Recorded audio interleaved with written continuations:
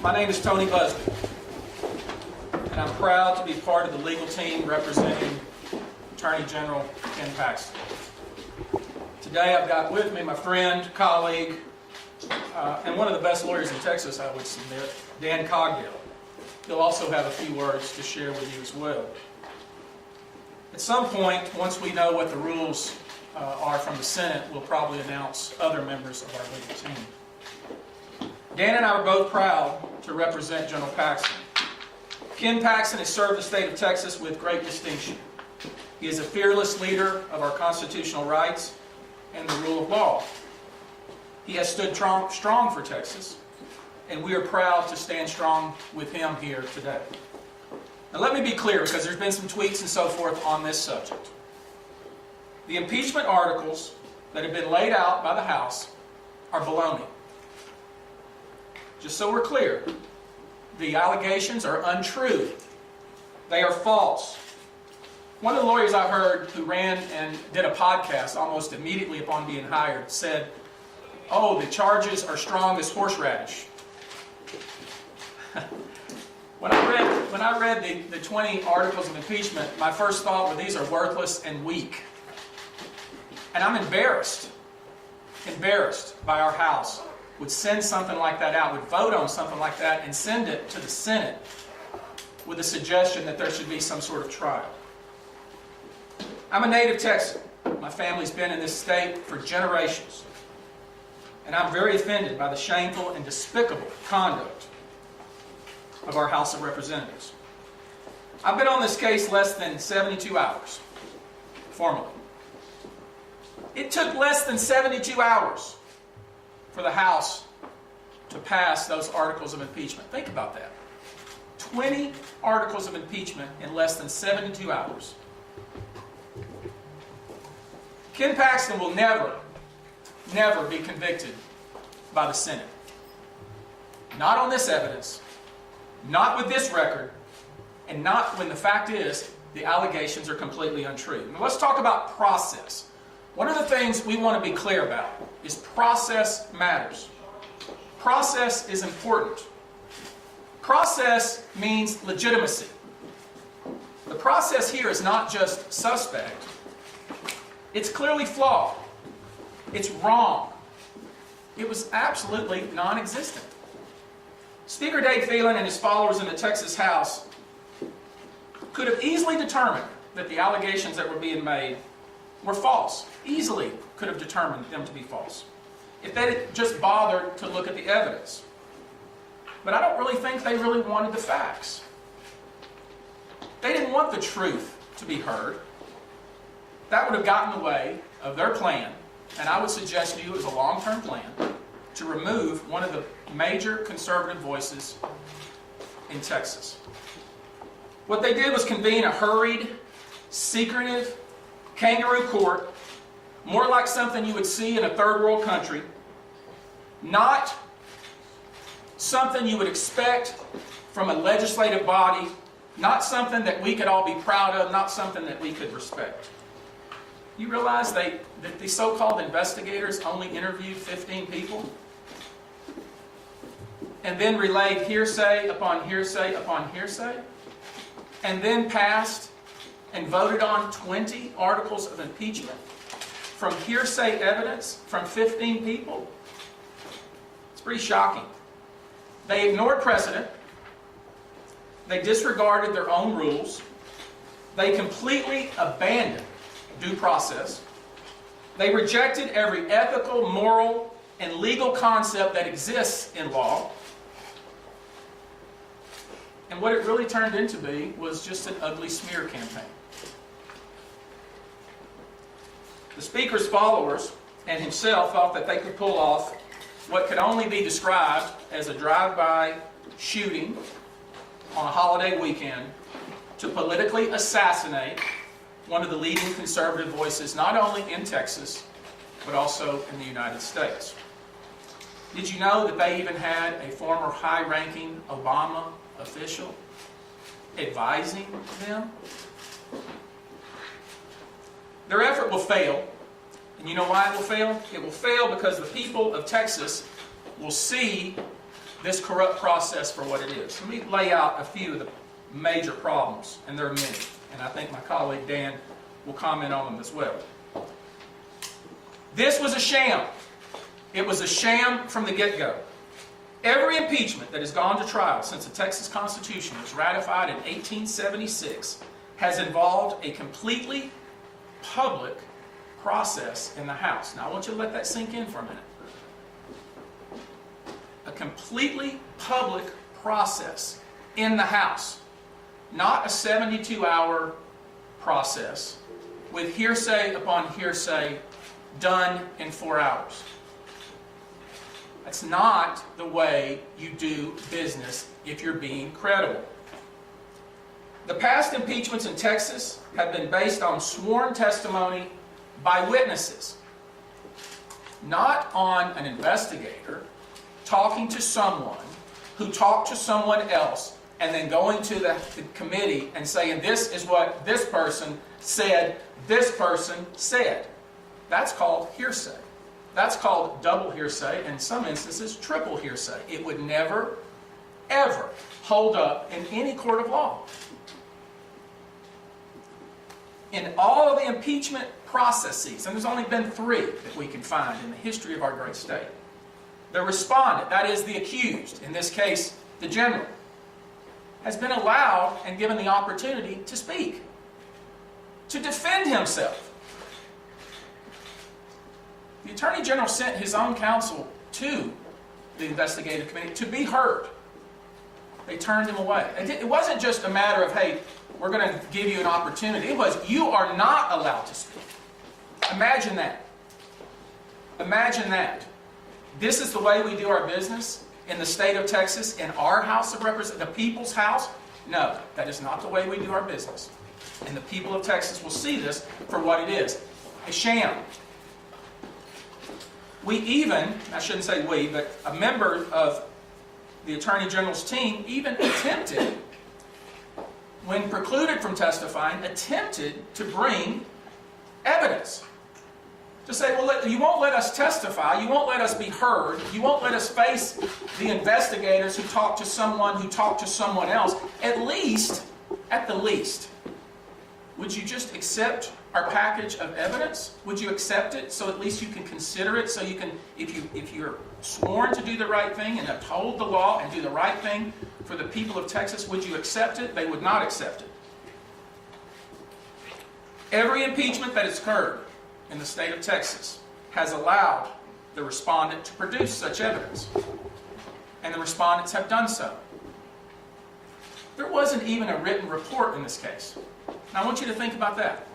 Would you not expect that if you're going to impeach or attempt to impeach a statewide official, that you would not only have witnesses who are under oath, who testify, but that you would also have documents that you rely upon, and that you would also prepare a report. So the people of Texas could say, oh, House, now I understand what you did. There is no report like that. And we're all left guessing. What is going on? And as an aside, you know, the lawyers who were hired immediately after the impeachment, who immediately did a podcast, I listened quite carefully to the podcast, and one of the things said in the podcast, one of the lawyers said, oh, there were crimes. And the other lawyer said, oh, no, we're not suggesting there are any crimes. We're not suggesting that at all. That's because there are no crimes, obviously. Have been no crimes. And the lawyer made the case on the podcast that, well, yes, there's no crimes, but he can be impeached anyway. That is not how it works. That is a violation of process. That's a violation of due process. In the Paul Ferguson impeachment that occurred 100 years ago, it occurred after an extensive public investigation by a House Select Committee. 3 weeks. 3 weeks of testimony. Not 4 hours from investigators who talked to somebody who talked to someone else.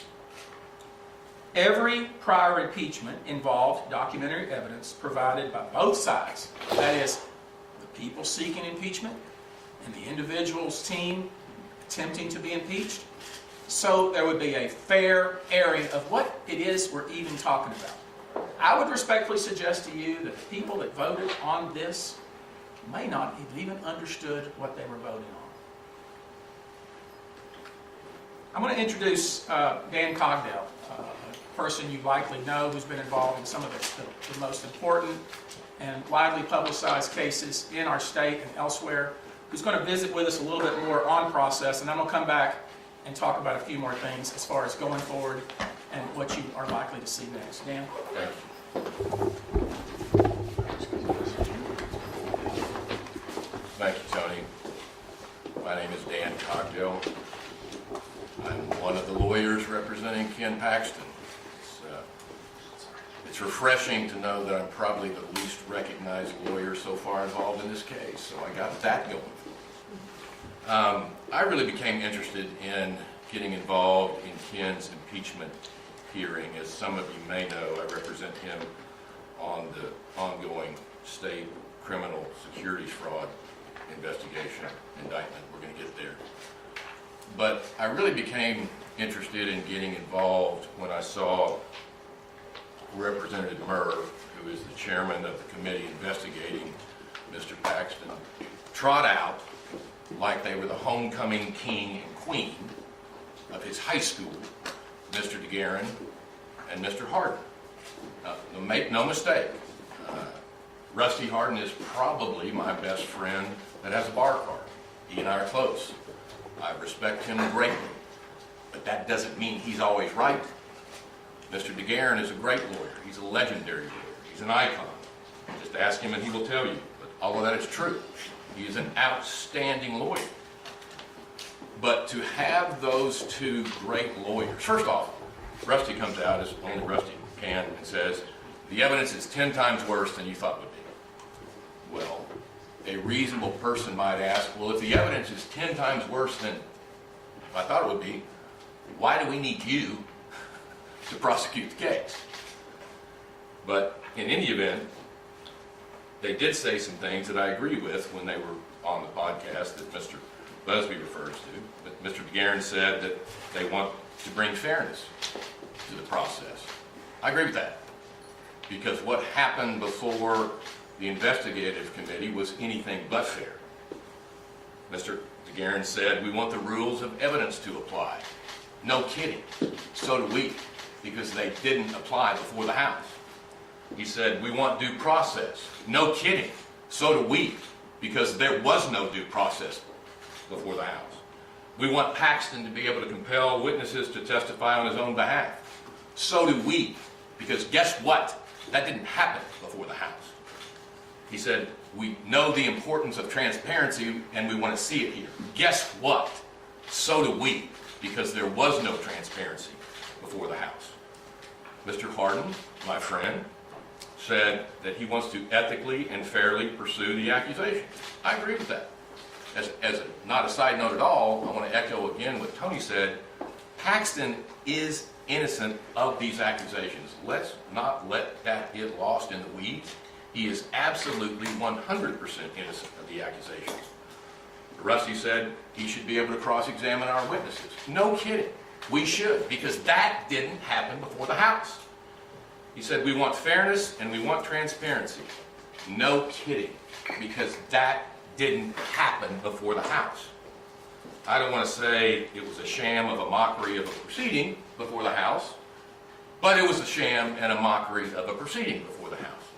As Tony alluded to, if you look back at history, there's only been, I think, 3 times that we've had an impeachment proceeding that had any traction.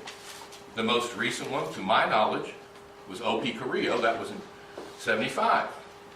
Mr. DeGuerin and Mr. Hardin were both licensed in 75. I was not. It also, look, I'll have those guys in the room with me anytime because it makes me at least the 3rd youngest lawyer in the room. I love the guys for that alone. But Mr. Carrillo's hearing before the House lasted 4 months. 4 months. This hearing lasted 4 hours. You see the difference afforded a district judge who I could be wrong, but I think that district judge had already been convicted in the criminal case before he was impeached. They afforded a district judge 1,000 times more time in his impeachment proceeding before the House than they did Ken Paxton. In the KHOU case and the Ferguson case, there was sworn testimony. Guess what? There wasn't in our Attorney General's case. Sworn testimony. In O.P. Carrillo's and in the Ferguson case, there was notice to the accused. Paxton had no idea that this committee was investigating. Think about that. Our elected Attorney General, elected not once but twice, had no notice that this investigation was going on. And I air gesture, because calling it an investigation gives it legitimacy that it shouldn't have, or it doesn't have. Carrillo was given an opportunity to appear. As Mr. Buzbee suggested to you, guess what Ken Paxton wasn't given? An opportunity to appear. Carrillo, Ferguson, given an opportunity to present his own case. Guess what didn't happen with Ken Paxton? Yeah, an opportunity to present his own case. Look, again, I respect and admire Mr. DeGuerin and Mr. Hardin, but they both said it's not about politics. Really? Are you kidding me? This wasn't about politics. Those words came out of their mouths. Look, they're good lawyers and good friends, but they're smarter than that. Last I checked, all the members of the House are politicians. The rules are being drawn up by members of the Senate. Last I checked, all the members of the Senate are politicians. It's going to be presided, this trial, over by our Lieutenant Governor, who, again, I respect greatly, but the last time I checked, he too is an elected politician. To say this case is not about politics has the credibility, the believability, and the sincerity of the fellow that's trying to convince his wife that he goes to the strip joint for the food. It's not about the naked women, sweetheart. It's about the food. Nonsense. It's definitionally political. Nonsense. In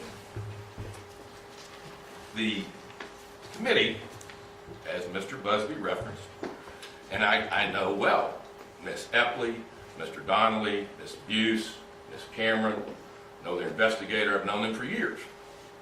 But to call this any sort of investigation that warrants any merit, they interviewed 15 people. Do the math on that. There are 20 articles of impeachment. They didn't even interview everyone associated with at least one article of impeachment. Much of this, as you know, involves Mr. Paxton's relationship with Nate Paul. Guess who they didn't try to interview? Nate Paul. Guess who they didn't try to interview as well? Oh yeah, Ken Paxton. Oh well, they'll say that Mr. Paxton was represented by counsel and he wouldn't have let us interview Ken Paxton. Well, I won't now, based upon the fairness you didn't show me before. But you know who they did interview? Oh yeah, Brian Weiss. So they have the time to interview the special prosecutor in Mr. Paxton's state criminal case, but they don't have the time. I was literally speaking to Erin Epley during the time she was investigating my client. Again, I like her, I respect her, and it's not a shot at her, but to fly by the opportunity to talk with one of Ken Paxton's lawyers while they're talking to one of the special prosecutors is just absolute hypocrisy. I don't want to turn this into a battle of the personalities and a battle of the legacies and all that silliness. What I want is fairness. What I want is objectivity. What I want is transparency.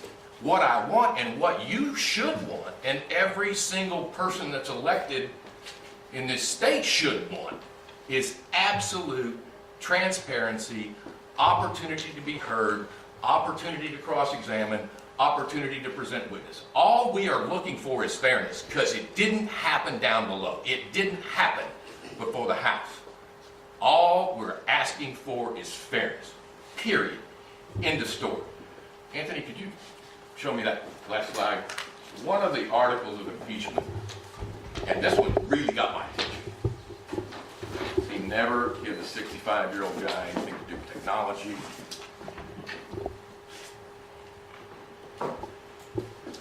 He'll pull it up, but here's the point.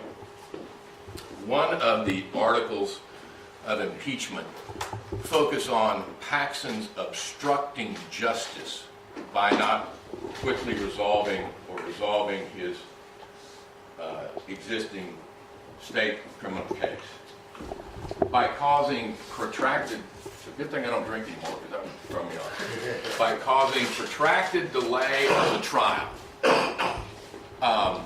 We have a word for that in the state criminal courthouse. It's not a word I'll say here, but it begins with bull.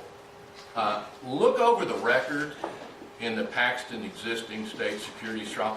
Find out how many times we moved, that is, the defense moved for a continuance. None. Not one time have we ever moved for a continuance. The delays, almost without exception, are the fault of the state. Mr. Weiss, who they interviewed, has had this matter on appeal for almost 3 years on getting paid or not. And they have the temerity and they have the balls to say that Ken Paxton obstructed justice by causing protracted delay? Come on! Read the record. Did we file some motions? You're damn right we filed some motions. That's what I do. But for them to say he obstructed justice or caused protracted delay is utter nonsense. If that doesn't give you a window into how unfair this proceeding was, I don't know what will. I'll lower my blood pressure now. But that's just utter nonsense. To have an elected attorney general, not once, but twice the people have said, that's our guy. And this is the allegation based on nothing. It's less than nothing. It's a lie. So, I don't want to keep any more time for Mr. Buzbee. I'll conclude by saying this. Mr. Paxton did not hire me because we lean the same way politically. He hired me to get him fairness. He hired us to get him fairness. He hired us to get him justice. And I intend to do just that. Thank you, Tony. You can see that when one of the, put that back up there, when one of the articles says something that is so demonstrably false, and we know that they interviewed the prosecutor who has brought the case, but not the man who has defended the case, had Mr. Cogdell been asked, and they would said, hey, Mr. Cogdell, is it true what Mr. Weiss says that, because we interviewed him, not under oath, but we interviewed him, and he says that you've delayed this case. Mr. Cogdell would have probably said exactly what he just said in front of you, which is that is complete bunk. It didn't happen. But yet, that's one of the articles of impeachment. Let's talk about another one. You know, as I reviewed the 20 articles, and I don't even like to call them articles of impeachment, because some of them are nonsensical. Some of them, it's impossible to even know what they're referring to. It's like they were written, some of them, like they were written by a third grader. It's hard to understand what the allegation is, but one of the allegations, you may recall, I think it's Article 10, and I'm not going to get into each and every article. We'll do that at a later date. We'll do that at a later date, once we know the rules as we get them from the Senate. But I want to just demonstrate another one, just so you can understand, and the people can understand. Most importantly, the people of Texas can understand what the allegation is. Article 10, put up that picture, please.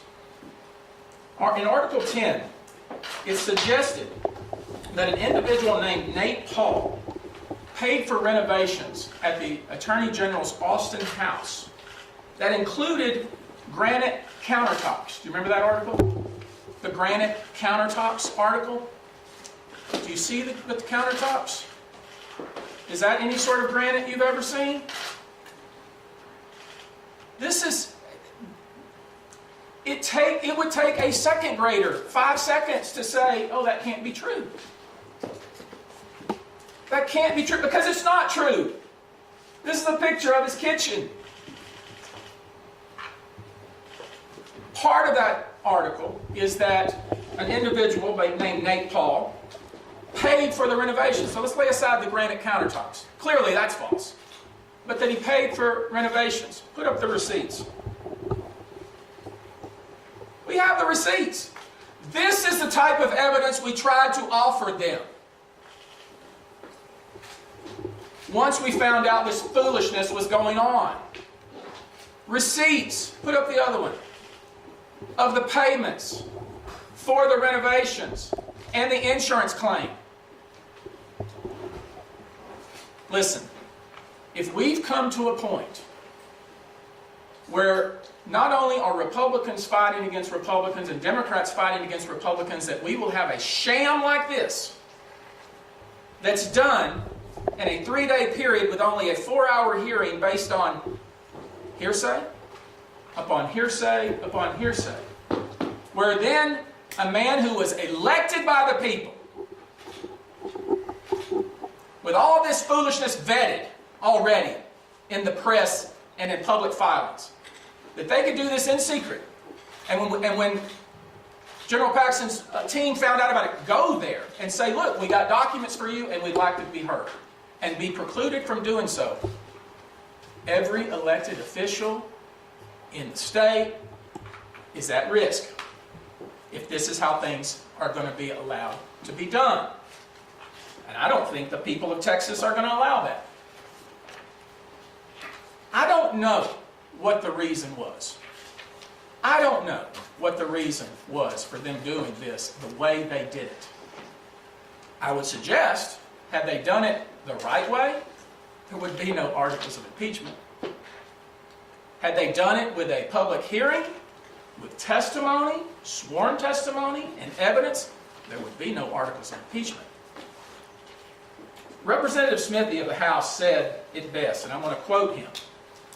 He correctly characterized this process as hearsay within hearsay within hearsay. He told his colleagues on the floor, no prosecutor, no legitimate prosecutor, no credible prosecutor would ever even try to get a grand jury indictment based on this kind of foolishness.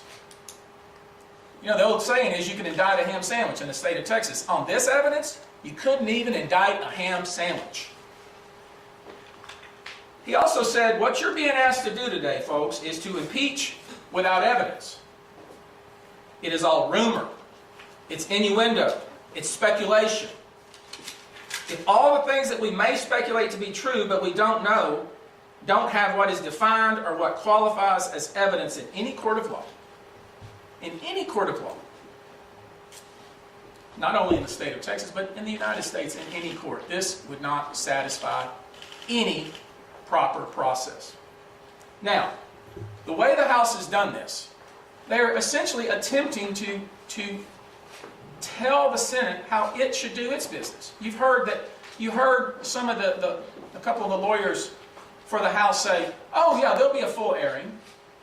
That'll happen in the Senate. That's not how it works. That's not how it works. I would suggest the Senate will do what the Senate will do, and we eagerly await the rules, because the rules will dictate how this proceeds. But the way I would like it to proceed is to submit it on reports. Submit your report. Prepare a report. Submit a report. It will be dismissed summarily. Not even traffic court would accept this kind of foolishness. The Speaker's done great damage to the institutional reputation of the House of Representatives. And now it seems, by them doing it this way, they're trying to dictate the way the Senate will do its business and doing damage to the Senate. We plan to follow whatever process we were given. We would urge the Senate to follow the rules of evidence and rules of procedure. Because if the rules of evidence had been followed, if procedure had been followed, we all wouldn't be here in this room.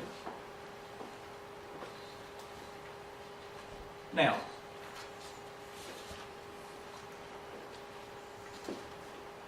let me say this as an aside. I've seen some of you report this silliness with regard to lawyers and the personalities involved. This isn't a basketball game. Okay? This isn't sport. This is serious. And what the House did is not serious. But now it's become serious. The House realized just how weak their case was almost as soon as it happened. Maybe it happened and they were surprised it happened. So they went out and hired two of the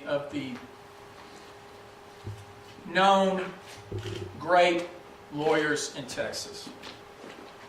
These lawyers made their bones by successfully representing some of the most notorious and famous alleged wrongdoers in Texas. I've never been called upon to represent somebody who allegedly killed someone, cut up their body, and threw it in the Galveston Bay. But I have spent my career representing victims and representing states, and in some cases, federal governments, on serious matters. This is not about the lawyers. This is about the rule of law. And I know you like to talk about and focus on the legal matchup, the lawyer matchup, and all that silliness. And I'm going to tell you, I'm not going to let these legal legends off the hook. I'm not going to let them off the hook. This is a sham impeachment. And if they were being reasonable and fair, they would say the same to you. It was rushed in 72 hours with a 4-hour hearing. And we talked about no witnesses' testimony or documents, hearsay. It's very disturbing to me as a lawyer that this could happen in our state of Texas. I have heard Mr. Hardin and Mr. DeGarrett, even when I was a child, say, process matters, evidence matters, there shouldn't be a rush to judgment. All the things that I've heard them say as a young person and as a young lawyer. You don't hear them saying it anymore. How many times have we heard Mr. Hardin say, that's the most outrageous thing I've ever seen? This is one of the most outrageous things I've ever seen. And now they've been hired to try to buttress this weakness and play some tomfoolery with you to prop up a sham. They spent their entire career saying that facts matter, not to believe everything you hear in the press. Testimony is evidence. Hearsay is not evidence. It begs the question, where is the sworn statements? Where are the transcripts of testimony? Not, I heard from this person, from this person. Where is it? You want to remove a statewide official. No, you learn in law school, first semester, this is not the way things are done. To say I'm heartened by this impeachment means you have disregarded the rule of law. They can do better than that, and I'm going to encourage them to do so. And so we ask the Senate, look at this foolishness. Look at what has been put in front of you. If you even consider it, because no court of law would. No court of law in this country would even consider it. But if you decide to consider it, it should be thrown out in a one-page motion. It should be thrown out, as we say, on motion practice. Not any judge sworn to uphold the Constitution of this country would ever countenance this, would ever even consider this. The rules are supposed to be transparent, fair, and everyone's supposed to have an opportunity to be heard and to respond and rebut. All that being said, if this isn't dismissed summarily, then we are girded up for a fight. Make sure you understand what I'm saying here. If this isn't dropped on papers, on motion practice, we're girded up for a fight. We've already identified 66 witnesses that will need to be deposed, that sworn testimony will need to be taken from. There will be thousands of documents. When somebody comes at you and makes these kind of silly allegations, we will have to prove them wrong, I guess, because apparently the way it works in the House is you're guilty until you prove yourself innocent. We will do that. If we have to do that, we will do that, and we look forward to doing so. We're going to stand, and we're going to stand firm. And the one takeaway I want you to, from this, the whole thing's a sham, engineered by someone with a personal vendetta against Attorney General Paxton. And if it takes us a year to show that, then we'll take a year to do it. And to suggest that we can have a trial in August, I would suggest if we're going to have a real trial, if we're really going to have a trial, it's going to take a lot longer than that. I would also suggest that if we're going to have a real trial, we got a lot of work to do between now and this August, or maybe next August. I'll take a few questions. You and others in the OAG office, not others, but people associated with Mr. Paxton have kind of focused on this tile versus granite thing. This is the actual committee transcript, and I would like to hear your thoughts on it. During that conversation, General Paxton relays that he wants an upgrade to the granite countertops. So I think what they're saying is that the upgrade was being made to the granite. So Well, hold up a minute. Wait a minute. This is what your interpretation is of what they're saying? You know what we could know? How about if we had a witness? How about, let me think, Law School 101. What if we had a witness? Witness, swear to tell the truth. I swear to tell the truth. Tell me what was said. Here's what was said. Cross-examine. That is tomfoolery. Anybody else? Should Senator Angela Paxton recuse herself from the trial? Each senator makes that decision for themselves, and I can't speak for her. Anybody else? Has Attorney General Paxton retained you himself, and how is he paying for this offense? I'm not being paid by the public. That's all you need to know. Anybody else? Paid by the campaign? If this is at the Republican Party of Texas headquarters, is it fair to say they're paying you? No, that's not a fair statement at all. No. Anybody else? I gotta take one more. You said you identified 66 witnesses. Do any of them include sitting senators who may act as jurors? A juror cannot be a witness, and I'll just leave it at that. All right, I think that's it. Thank you for your attention. What mechanism would you have to ask for a delay in the trial? We're going to find out when we see the rules, and we eagerly wait to see those. All right, thank you guys. Appreciate it.